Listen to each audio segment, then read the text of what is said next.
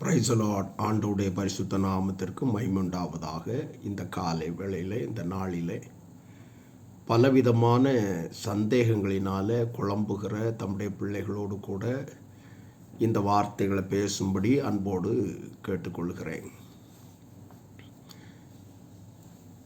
மத்தேயு சுவிசேஷம் 28வது அதிகாரம் 19வது வசனத்திலிருந்து உங்களோடு பேசுவது எனக்கு மகிழ்ச்சி. இயேசு இந்த உலகத்தை விட்டு எடுத்துக்கொள்ளப்பட போகிற பொழுது தம்முடைய சீசர்களோடு கூட பேசின கடைசி கட்டளை, நீங்கள் புறப்பட்டு போய் சகல ஜாதிகளையும் சீசராக்கி பிதா குமாரன் பரிசுத்தாவின் நாமத்தில் அவர்களுக்கு ஞான ஸ்நானம் கொடுத்து நான் உங்களுக்கு கட்டளையிடுகிற யாவையும் அவர்களுக்கு உபதேசம் பண்ணுங்கள் என்று ஆண்டவர் சொல்லியிருக்கிறார். ஞான ஸ்நானம் என்பது கிறிஸ்தவத்திலே மிக முக்கியமான ஒன்று. மார்க் 16:16 விசுவாசம் உள்ளவனாகி ஞான ஸ்நானம் பெற்றவன் ரட்சிக்கப்படுவான் என்று கர்த்தர் எழுதி வைத்திருக்கிறார். ஞான ஸ்நானத்திலே விசுவாசத்து பெற்று விசுவாசம் உள்ளவர்கள் ஆக வேண்டும். விசுவாசம் எப்பொழுது வருகிறது என்று எபிரேயர் 11:1 சொல்லுகிறது. விசுவாசம் தேவ பிள்ளைகளுக்கு நம்பிக்கையை கொண்டு வருகிறது. விசுவாசம் நம்பப்படுகிறவர்களின் உறுதியும் காணப்படாதவர்களின் நிச்சயம். விசுவாசம் கேள்வியினால் வருகிறது. கேள்வி என்பது கொஸ்டின் மார்க் அல்ல, ஹியரிங், கேட்பது என்பது தான் அர்த்தம். வசனத்தை கேட்டு வசனத்தின்படி வாழ்வது. அப்படி வாழுகிற பொழுது நடக்கிற காரியம், வசனத்திலே நாம் மனம் திரும்புகிறோம், ரட்சிக்கப்படுகிறோம், பிறகு ஞான ஸ்நானத்தை பெற்றுக்கொள்ளுகிறோம். அப்போஸ்தலர் 2வது அதிகாரத்தில் அந்த ஞான ஸ்நானத்தை சீஷர்கள் கொடுக்கிறார். அதற்கு முன்பு இயேசு ஞான ஸ்நானம் கொடுக்கிற அந்த சீசர்களை பயிற்றுவிப்பதற்காகத்தான் இயேசு பூலோகத்திலே தெய்வமாக அவதரித்தார். ஸ்தோத்திரம். அப்படி அவதரித்த அவர் மத்தேயு 3வது அதிகாரத்தில் இயேசு ஞான ஸ்நானம் பெற்றது எழுதப்பட்டிருக்கிறது. அந்த ஞான ஸ்நானத்தில் இயேசு யோர்தானிலே தண்ணீரிலே இறங்கினார் என்று மத்தேயு 3வது அதிகாரத்தில் 15, 16, 17 ஆகிய வசனங்களில் நாம் வாசிக்கிறோம். அப்படி ஞான ஸ்நானம் பெறும்பொழுது அவருடைய ஞான ஸ்நானம் வித்தியாசமாக இருந்தது. அதில் எழுதப்பட்டிருக்கிறது. பரிசுத்தாவியானவர் புறாவை போல இறங்கி வந்தார் என்று எழுதப்பட்டிருக்கிறது. ஞான ஸ்நானம் கொடுக்கும் பொழுது மூழ்கிதான் எடுக்க வேண்டுமா என்று கேட்டீர்களானால், யோவான் 3வது அதிகாரம் 23வது வசனத்தில் தண்ணீர் அதிகமாக இருக்கிற இடத்துல ஞான ஸ்நானம் கொடுத்தார்கள் என்று சாலிமூருடைய குளத்தை பற்றி கர்த்தர் எழுதியிருக்கிறார். ஞான ஸ்நானம் பெறுகிறவர்கள் அதிகம் தண்ணீர் உள்ள இடத்துல ஞான ஸ்நானம் எடுக்க வேண்டும். ஞான ஸ்நானம் எடுக்கிற அந்த மனிதர்கள் எதை சொல்லி ஞான ஸ்நானம் கொடுக்க வேண்டும் என்று கேட்டீர்களானால், பிதா குமாரன் பரிசுத்தாவின் நாமத்தில் ஞான ஸ்நானம் கொடுக்க வேண்டும் என்று ஆண்டவர் எழுதியிருக்கிறார். அந்த ஞான ஸ்நானத்தில் யோவான் கொடுத்தது மனம் திரும்புதலுக்கு என்று கொடுத்தான் என்று தான் ஆண்டவருடைய வசனம் நமக்கு சொல்லுகிறது. அப்போஸ்தலர் நடபடிகளில் நீங்கள் வாசிக்கிற பொழுது அதை தெளிவாய் கவனிக்க முடியும். மனம் திரும்புதலுக்கென்று ஞான ஸ்நானம் பெற்றார்கள் என்று தான் நாம் அதை வாசிக்கிறோம். அப்படி மனம் திரும்புதலுக்கு என்று ஞான ஸ்நானம் பெற்றவர்கள் அந்த ஞான ஸ்நானத்தை திரும்ப அப்போஸ்தலனாகிய பவுல் அவர்களுக்கு ஞான ஸ்நானம் கொடுத்ததை எழுதப்பட்டிருக்கிறத நம்ம கவனிக்கலாம்.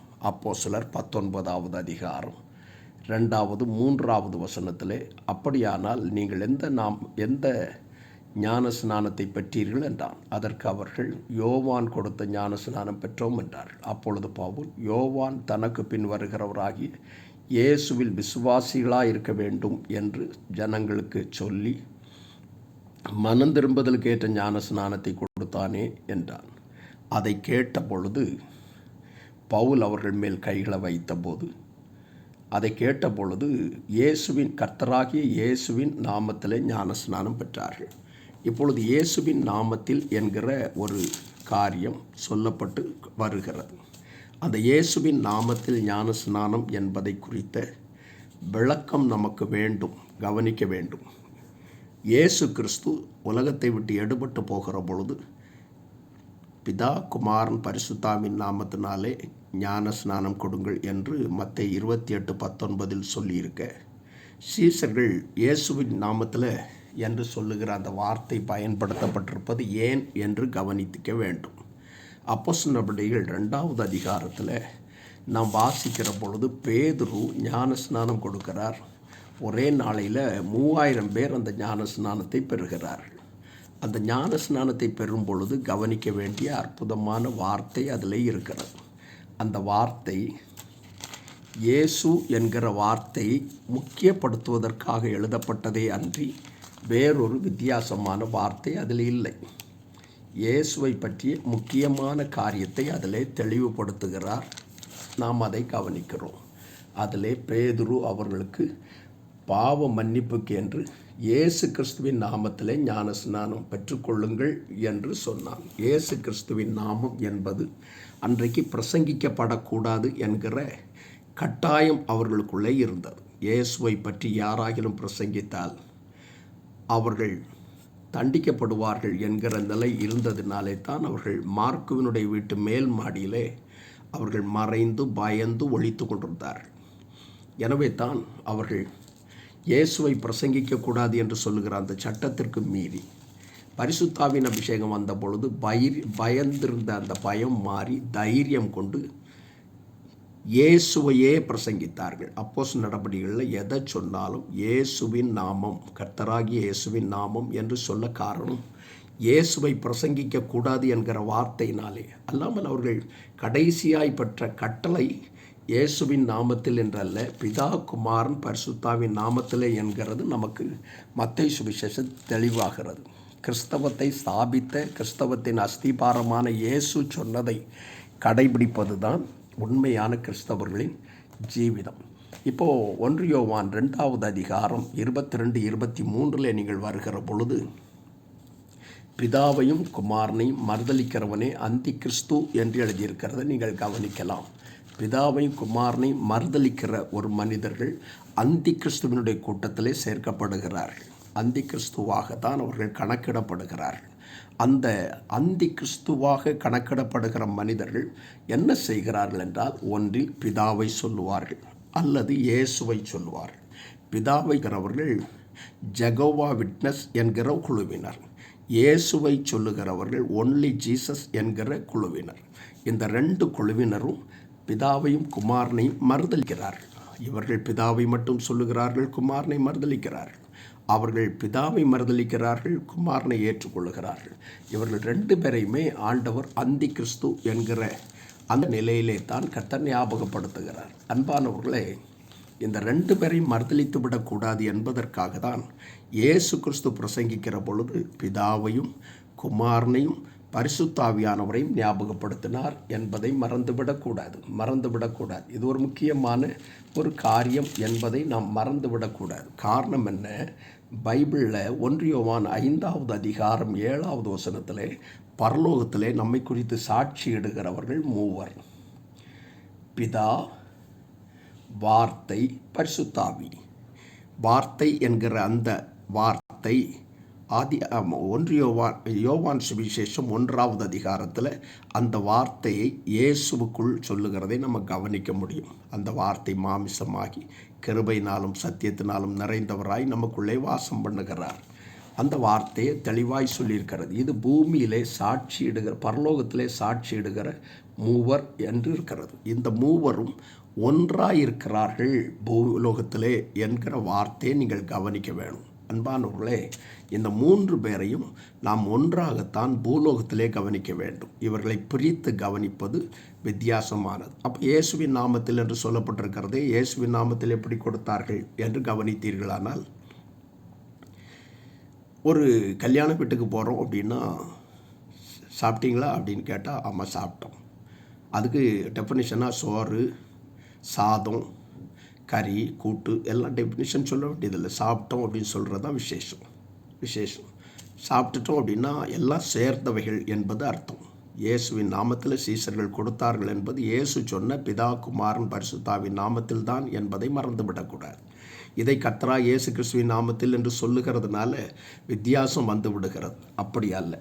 நாம் இயேசுவை அறிந்து இயேசுவுக்கு சாட்சியாக ஜீவிப்பது தான் நல்லது. ஆனால் அதை அவர் சொன்ன வார்த்தையை விட்டு விட்டவர்கள் சாட்சியானவர்கள் அல்ல. பிதா, குமாரன், பரிசுத்தாவின் நாமத்தில் என்று இயேசு சொல்லி அவர்களுக்கு ஞான ஸ்நானம் கொடுங்கள் என்று சொல்லிவிட்டு கடைசி கட்டளையாக சொல்லி கொண்டு போன பொழுது அதை மீறுகிறவர்களை யோவான், இயேசுவின் மார்பில் சாய்ந்திருந்த யோவான் அவர்களை அந்தி கிறிஸ்து என்றே சொல்லுகிறார். 1 யோவானில் அதை சொல்லுகிறவர் 2 யோவானில் சொல்லும் பொழுது சொல்லுகிறார், ஒருவன் உங்களிடத்தில் வந்து இந்த உபதேசத்தை கொண்டு வராமல் இருந்தால் அவனை வீட்டில் ஏற்றாதீங்க, அவனுக்கு வாழ்த்துதலும் சொல்லாமல் இருங்கள் என்று ஆண்டவர் சொல்லுகிறத மிக கவனமாக கவனிக்கும்படி உங்களை சொல்லுகிறேன். இப்படிப்பட்டவர்களை வீட்டில் ஏற்றாதீங்க, வாழ்த்துதல் சொல்லாதிருங்கள் என்று சொல்லியிருக்கிறார். அவர்களுக்கு வாழ்த்துதல் சொல்லுகிறவனும் அவனுடைய துர்க்கிரியைக்கு பங்குள்ளவனாயிருக்கிறான் என்று 2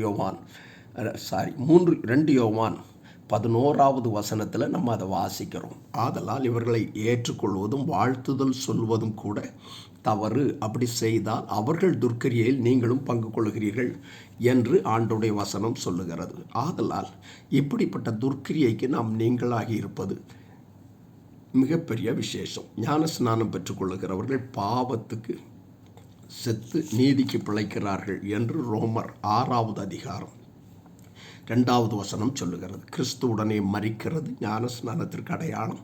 ஞான ஸ்நானம் பற்றி எழும்புகிற பொழுது அவருடனே கூட உயிர்த்தெழுகிறோம் என்கிறது.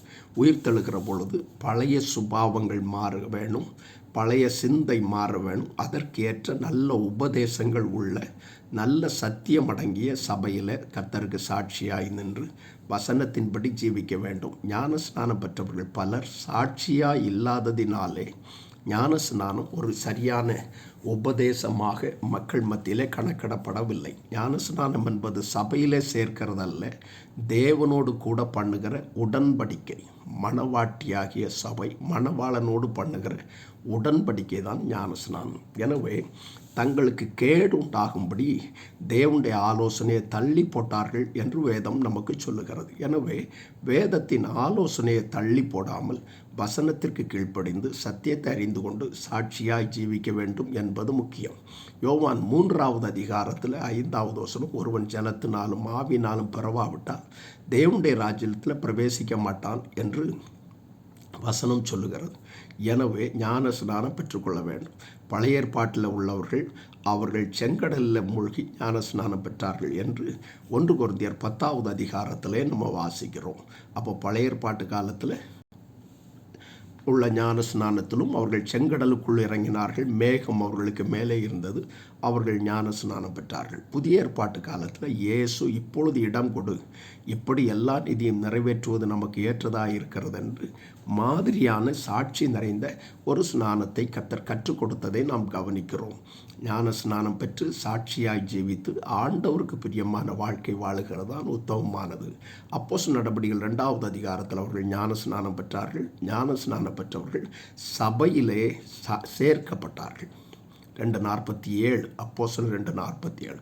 ஞான ஸ்நானம் பெற்றுவிட்டு ஊர் சுற்றுகிற வேலை அல்ல, சபையிலே சேர்த்து கொள்ளப்படுகிற ஒரு அனுபவம். சபையில் சேர்த்து கொள்ளணும், சபையில் தேவ மனுஷர்களுக்கு அடங்கி இருக்கணும், கீழ்ப்படி நடந்து சாட்சியாய் ஜீவித்து ஆசீர்வதிக்கப்படுவதை கர்த்தர் விரும்புகிறார். ஆதலால் நீங்களும் பிதா, குமாரன், பரிசுத்தாவின் நாமத்தினாலே ஞான ஸ்நானம் பெற்றுக்கொள்ளுங்கள். சில தந்திரமான மனிதர்கள் இயேசுவின் நாமத்தில் ஞான ஸ்நானம் என்று சொல்லுகிறார்கள். அப்படி ஒருவேளை நீங்கள் எடுத்திருந்தால் திரும்ப பிதா, குமாரன், பரிசுத்தாவின் நாமத்தினாலே இயேசு சொன்னபடி எடுக்க வேண்டும் என்பதை மறந்துவிடக்கூடாது. இயேசு சொன்ன ஞான ஸ்நானத்தை விட்டுவிட்டு இயேசுவின் நாமத்தில் என்று எடுத்திருந்தால் நீங்கள் திரும்ப அப்போஸ்தலர் 19 சீசர்கள் திரும்ப ஞான ஸ்நானம் கொடுத்தது போல் நீங்கள் எடுத்துக்கொள்ள வேண்டும். அந்த சத்தியத்திற்கு கீழ்ப்படியாமல் ஒருவேளை சத்தியத்தை தேவனுக்கு பிரியமில்லாமல் மறுதலித்தால் ஆசீர்வாதத்தை இழந்து விடுவோம். அந்த நன்மைகளை பெற்றுக்கொள்ள கர்த்தர் உங்களுக்கு கிருபை தருவாராக. உங்களுக்காய் ஜெபிக்கிறேன். நீங்களும் தேவராஜ்யத்தில் காணப்பட கர்த்தர் உதவி செய்வாராக. அன்பு நிறைந்த எங்கள் நல்ல ஆண்டவரே, இந்த நல்ல பரிசுத்தமான வேலைக்காக ஸ்தோத்திரம். சாட்சியாக ஜெபித்து உம்முடைய ஆசீர்வாதத்தை அனுபவிக்க ஒவ்வொருவருக்கும் கிருபையும் பலனும் தீர்க்காயுசும் கொடுப்பீராக. கிறிஸ்துவுக்குள் வாழுகிறதே நாங்கள் தேவராஜ்யத்திற்கு சேருவதற்காகத்தான் என்பதை நாங்கள் வாழ்ந்து சாட்சியிலே காட்ட கிருபை தாரும். நித்திய ஜீவனை அளிப்பேன் என்பதே அவர் நமக்கு தந்திருக்கிற வாக்குத்தத்தம் என்று சொல்லியிருக்கிறீர். வைத்திருக்கிறீரே அந்த நித்திய ஜீவனை சுதந்தரித்து கொள்ள ஆண்டவர் எங்களுக்கு கிருபை பலன் தீர்க்க ஆயுசெல்லாம் தந்து கர்த்தர் வழி நடத்த வேண்டும் என்று உம்முடைய பாதத்தில் அர்ப்பணிக்கிறோம். ஒவ்வொருவரையும் ஆசீர்வதியும். ஸ்நானம் பெற்று சாட்சியாய் ஜீவிக்க கிருபை தாரும். ஸ்நானத்தினாலே வருகிற சகல ஆசீர்வாதங்களையும் உம்முடைய பிள்ளைகள் சம்பூர்ணமாய் அனுபவிக்கட்டும் என்று ஜெபிக்கிறேன். ஆசீர்வதித்து நடத்த போகிறதற்காய் ஸ்தோத்திரம். இயேசுவின் மூலமே ஜெபிக்கிறேன் பிதாவே. ஆமென்.